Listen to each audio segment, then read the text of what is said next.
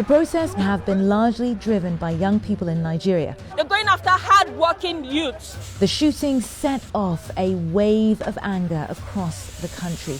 We have a culture of impunity amongst the Nigerian police.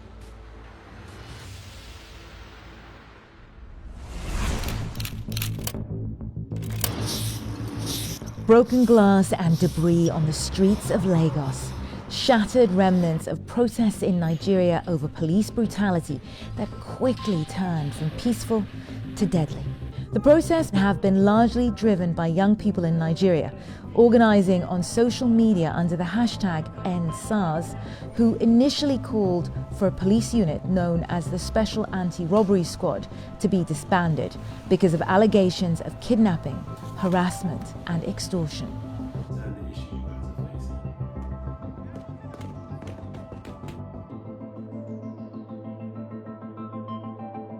They're coming after us. They're going after hard-working youths. Many of us are entrepreneurs. Many of us are freelancers. Stop asking us how we can afford the phones we use, the cars we drive. We work hard. Go and work hard. Stop harassing us. Stop extorting us. That's all we want. And that's why we're here right now, because we want SARS to stop.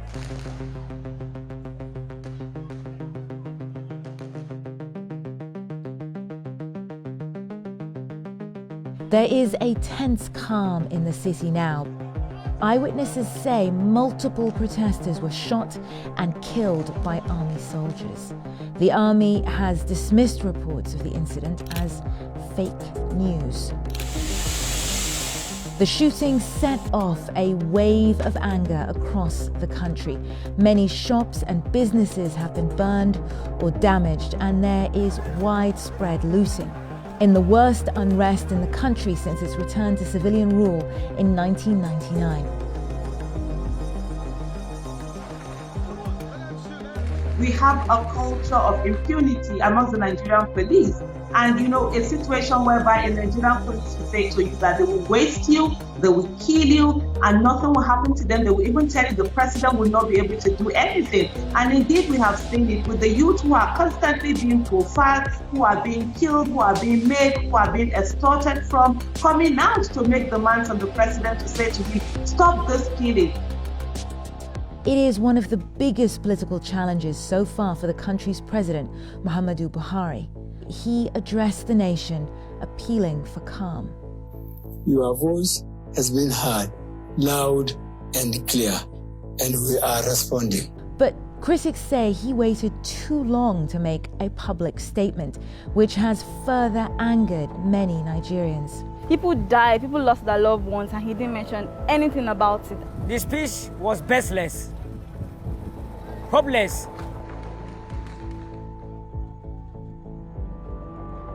The state governor spoke to CNN and said he is committed to a full investigation of what happened and people will be held accountable, but also says demonstrators should have left when they were told, as a curfew was in effect. The protesters had the time to have left the side we're talking about, but it's totally condemnable. So please, the world should call on the government of Nigeria, led by Major General Muhammadu Buhari, to stop killing the Nigerian people. It's a crime against humanity. Let's put an end to it.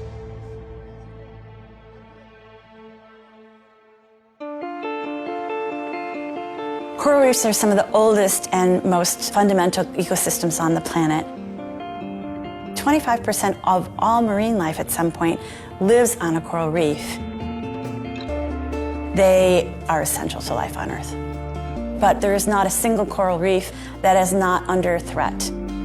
Our goal is to save the biodiversity and genetic diversity of coral reefs around the world. We are the fertility clinic of the ocean.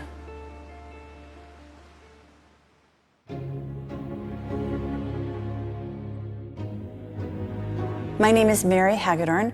I'm a senior research scientist at the Smithsonian Conservation Biology Institute at the Hawaii Institute of Marine Biology. We are on Coconut Island, which is in the middle of Kaneohe Bay on the island of Oahu. It is one of the most beautiful and important coral research centers in the world because we are surrounded by coral reefs. Coral is the most magnificent animal on Earth. I want all of our children and our grandchildren, our nieces and nephews, to see coral reefs in just the splendor that they are today.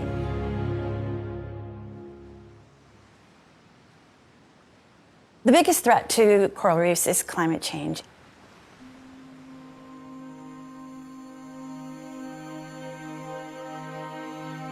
Like many organisms, ourselves included, we have a range that we can live comfortably in. Coral have the same issues. So when the coral reaches 2 degrees above its normal range, it will often bleach.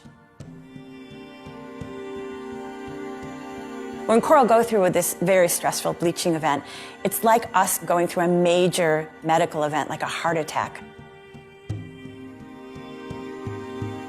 At some point in the relatively near future, we may have bleaching events almost every year. And if that happens, reproduction will stop and the coral will no longer be able to adapt to changing conditions in the oceans. It will be a devastating event.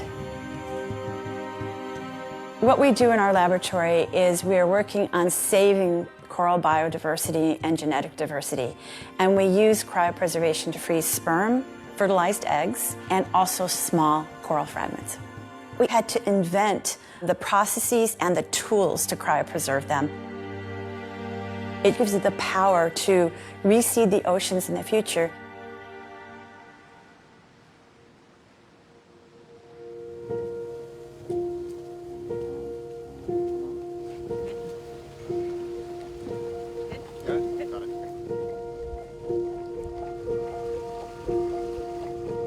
Collecting coral sperm is very difficult. It is one of the most reproductively restricted animals on Earth. Some species do it for 2 nights a year for 40 minutes each night. People think of the giant panda as being restricted, but they actually have more time for reproduction than a coral reef does. It's really amazing to see coral spawn because it's like this inverted blizzard. There's just eggs and sperm and fish, and it's very, very lively. It's like being at this wild rock concert underwater. It's really an incredible experience. There's a couple ways we can collect sperm. If they're endangered species, we have to actually put a net over them, and then the egg sperm bundles rise in the net, and we collect them in a small tube. It's been very, very challenging, and we're a very small group, but we've managed to conserve over 30 species in our banks worldwide. Ready? Yes. Okay. One of the really important aspects of having a bank is that it be in a secure location. We have a very small bank here. We hold things here, and then we move them to a much more secure place, which is the USDA Animal Germplasm Repository in Fort Collins, Colorado.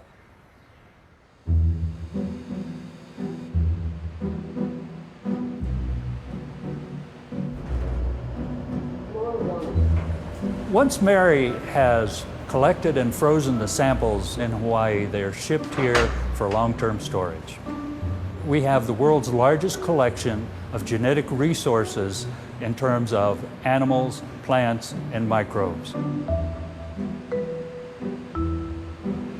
This is a very secure facility. It was specially constructed to withstand forces of tornadoes, floods. We have the ability to operate independent of the power grid. The samples that we have are incredibly important. It offers us the opportunity to reestablish populations that may disappear.